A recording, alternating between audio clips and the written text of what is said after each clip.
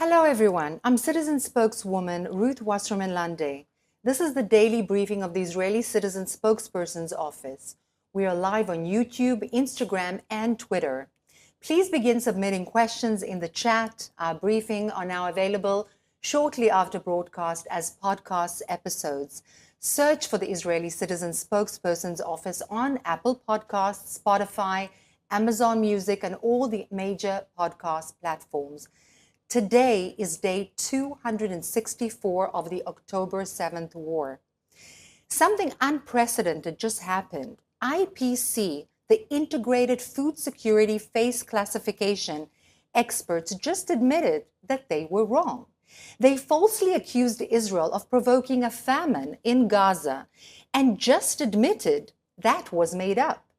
In March, a group of experts called the IPC predicted that Gaza would be in full-blown famine by now. They warned that 3,000 to 6,000 Gazans would be dying of starvation every week. But in a new report, IPC just admitted what has been plain to see. There is no famine in Gaza. Let me repeat that. They just admitted that their prediction of imminent famine was wrong and that there is no famine. And they weren't just wrong, they were way off. That means when the World Food Program declared that there was a full-blown famine in Gaza, it was making it up. When media hysterically repeated the famine claim, they were selling fairy tales. And when the ICC prosecutor demanded arrest warrants for Israel's leaders for using starvation as a mechanism for ethnic cleansing, he was simply starved of the facts. How did the so-called experts get it so wrong? The IPC's methodology is extremely flawed.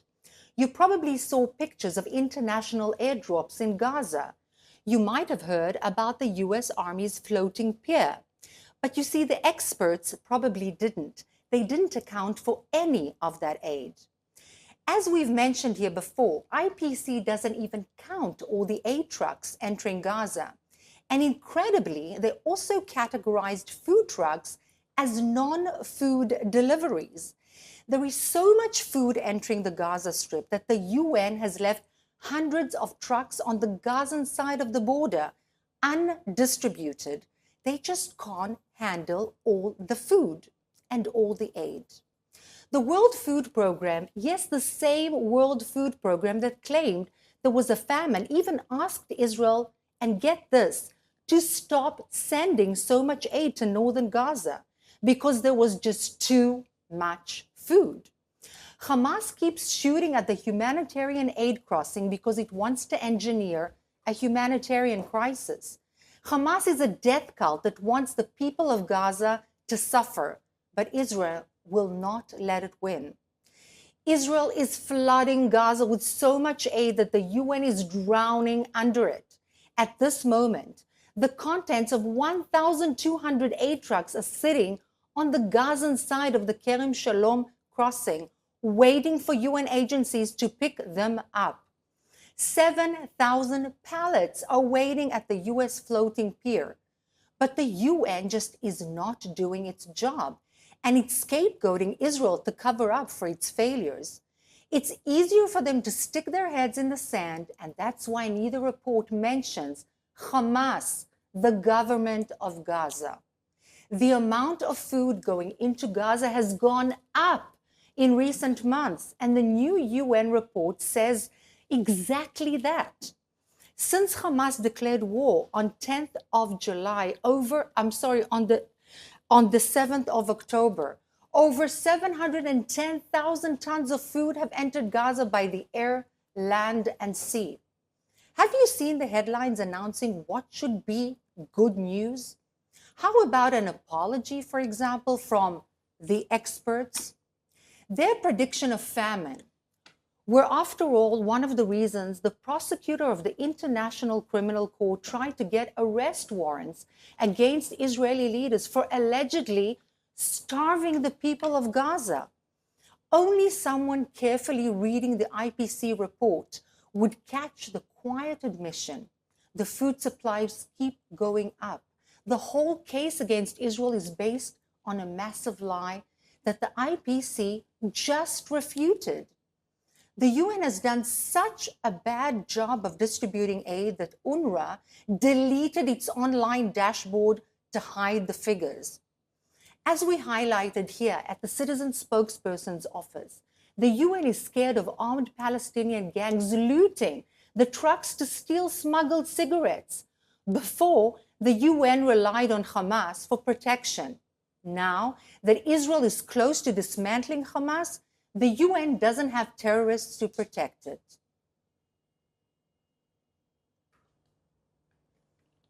If you have any questions, you're more than welcome to ask now. Starting from Asafran, who asks us on Instagram, what is the world doing to prevent Iran from getting a nuclear bomb? That's a very good question, and thank you for raising that. So, in my humble opinion, and not only mine, Iran, in fact, has begun this whole spectacle of Gaza and the West Bank and Lebanon and the whole throwing the region into complete instability, and in fact, the entire world, to take away attention from its own nuclear program. And the world is simply not doing enough. In fact, all of the international bodies have stopped getting full access to the actual places where Iran is secretly keeping its nuclear program, and it's already at 60% of enriching uranium. And this is a huge, huge problem. The world, instead of focusing on Gaza and making up stories of starvation, which are just not true, should focus on preventing Iran, a malevolent factor in the international arena, from getting nuclear power for the sake of war. Our next question comes from Liz on Instagram, who asks, Doctors Without Borders said Israel killed one of their staff, but Israel says he was an Islamic Jihad terrorist. How is that possible?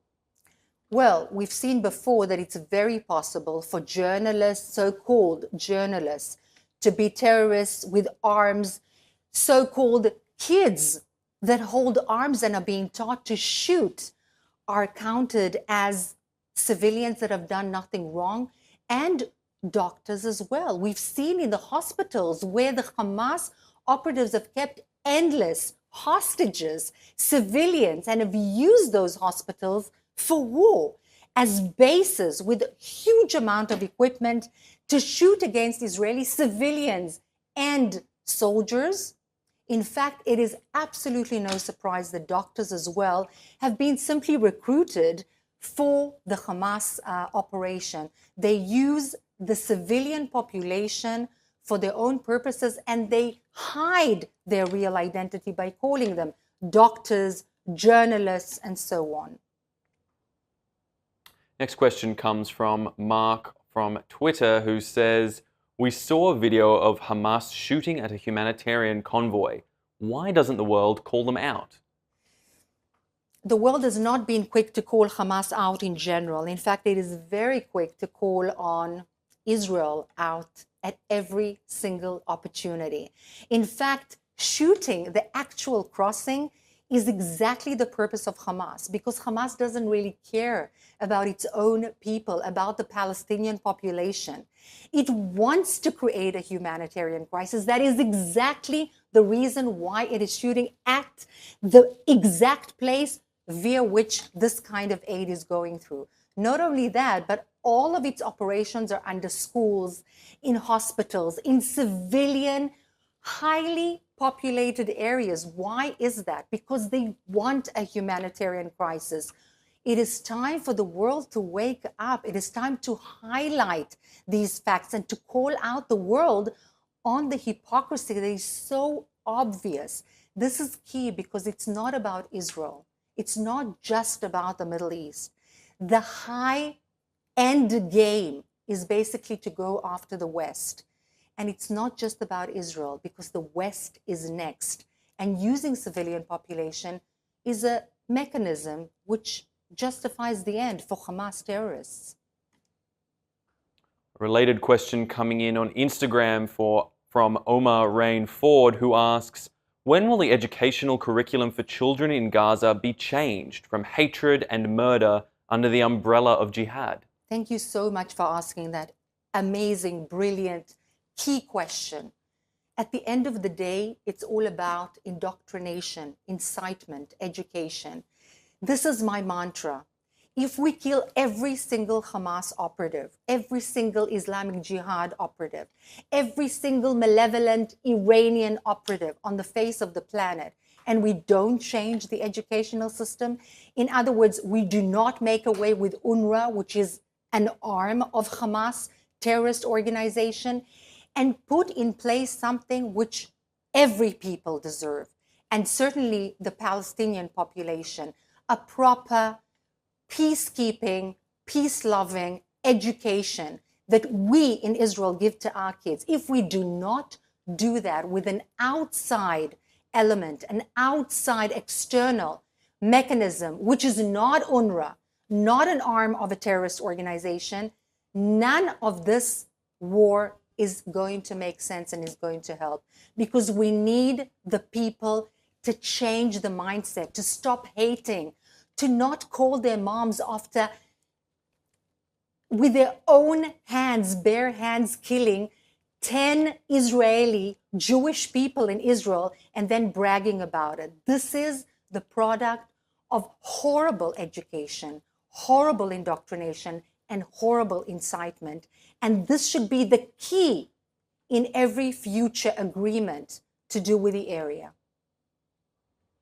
This question coming through from a number of posts across our channels asking, why isn't Israel calling for UN Security Council resolutions regarding Lebanon, and is there a potential diplomatic solution to prevent further war and escalation in the north?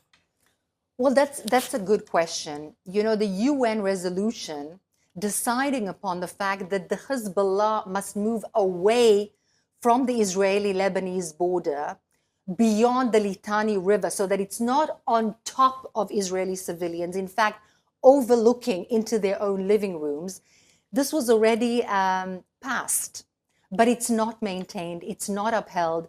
The UN forces that are in fact on the ground are completely useless. They are doing absolutely nothing.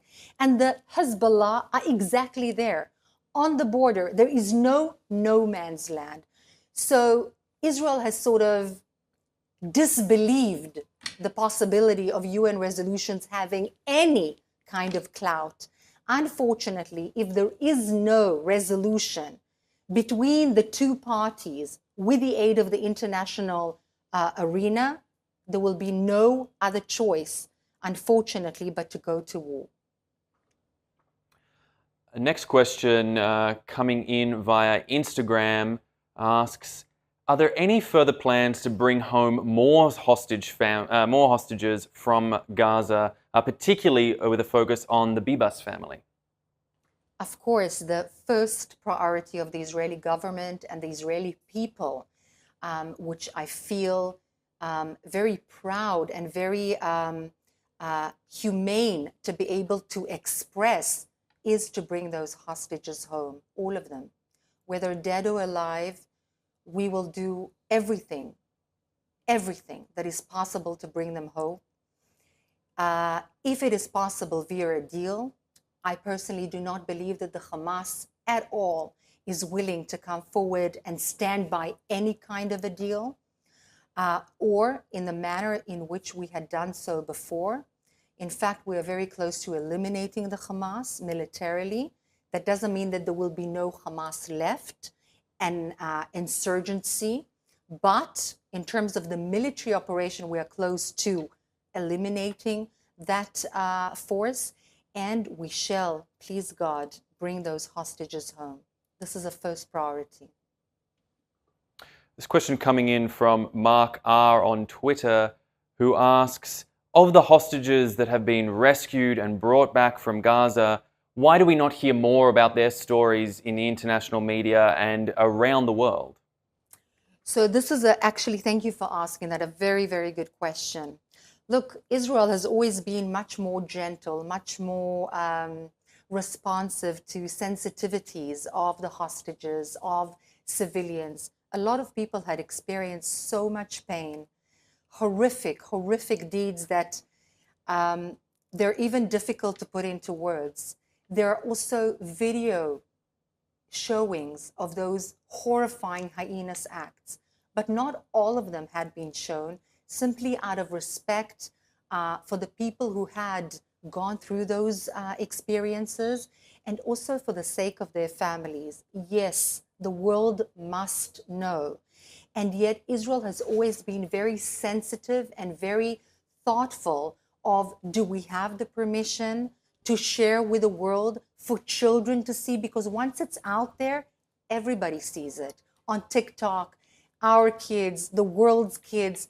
And this is something that no kid should actually be exposed to. Very, very, very difficult scenes. And therefore, it is done, but it is done with a lot of thought and gradually. But thank you for that very thoughtful question. Thank you so much for everyone.